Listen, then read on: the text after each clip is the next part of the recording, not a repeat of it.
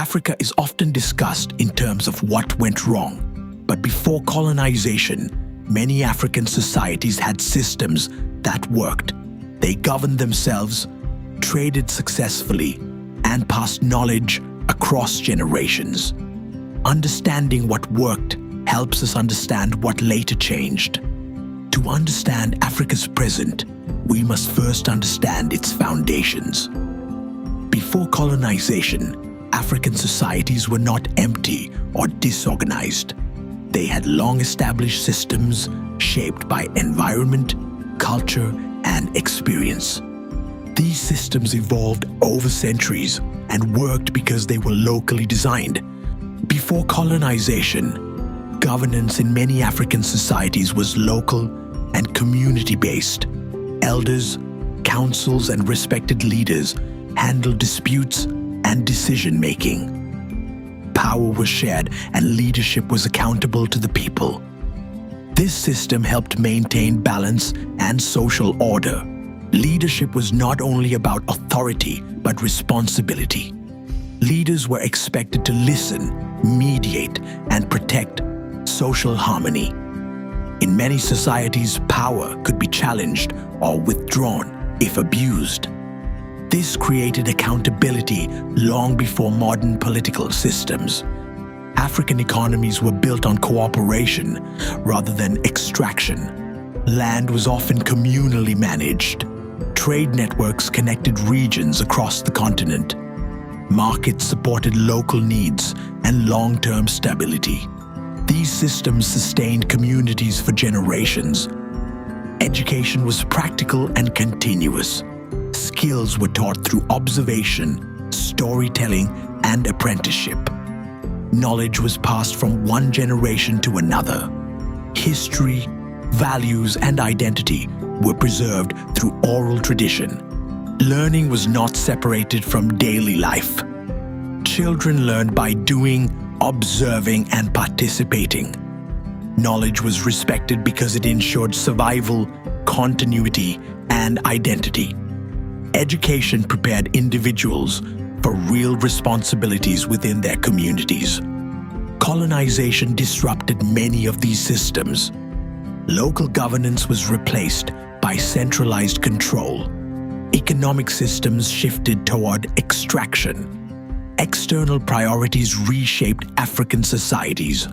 The change was structural, not cultural. These systems did not disappear overnight. They were gradually replaced by foreign structures that prioritized external control. Local systems were often labeled inefficient, despite having sustained societies for generations.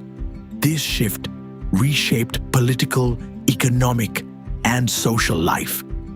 It is important to remember that Africa was never one system. Different regions developed different approaches to governance, trade, and education. What worked in one area was shaped by climate, geography, and culture. This diversity was a strength. It allowed societies to adapt rather than follow a single rigid model. Culture played a central role in how systems functioned. Shared values reinforced cooperation and responsibility. Rituals, language, and tradition strengthened identity and belonging. When people feel connected to their community, systems tend to function more smoothly. Comparing systems is not about ranking cultures. It is about understanding context.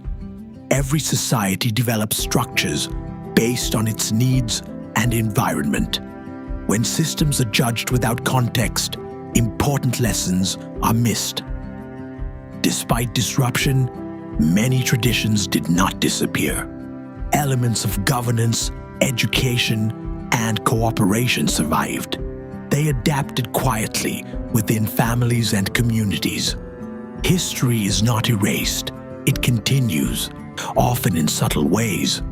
Justice in many African societies focused on restoration rather than punishment. The goal was to repair relationships and restore balance.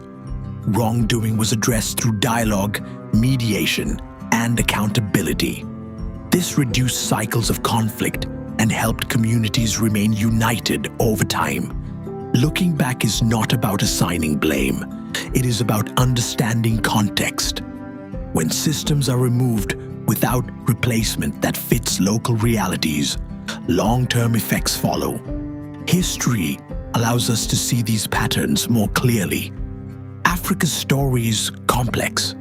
It includes resilience, adaptation, and continuity. Pre-colonial systems show that societies can function in many ways. A fuller understanding of history leads to better conversations about the future. Understanding history requires patience.